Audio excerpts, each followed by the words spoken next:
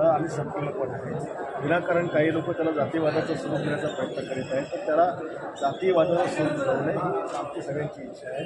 आणि महाराजांचा पुतळा स्थापित झाला तर त्याला आम्ही 25 लाख रुपयाचं आम्ही सुंदरीकरण त्याला देणार आणि चांगल्या प्रकारचं उद्घाटन आम्ही त्या ठिकाणी करणार आणि सगळ्या समाजाच्या लोकांची पकडणार. तर यामध्ये मराठा वंजारी सुद्धा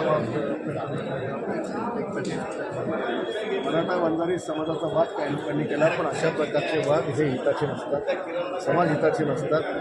चांगले मित्र वैरी त्या ठिकाणी होतात, त्याच्यामुळे हा वाद झाला असेल तर तो कोणी पेटवू नये असं माझं आव्हान आहे. मनोज करांनी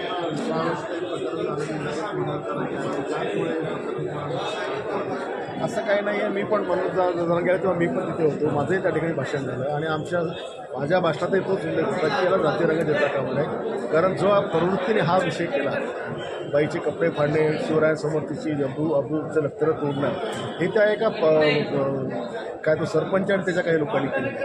याला सगळ्या समाज दोषी समजता येणार.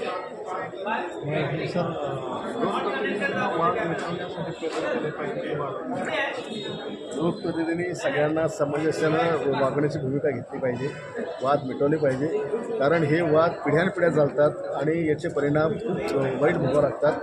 हे परिणाम भोगण्याची वेळ कोणावर येऊ नये म्हणून सगळ्या लोकप्रतिनिधी असतील, मी माझ्या जातीकरता किती मोठा म्हणजे फुलका मला आला, मी माझ्या धर्माकरता काय करू शकतो हे दाखवण्याकरता काही लोक जहाल वक्तव्य करतात, तर हे घातक असतात. असं करू नये.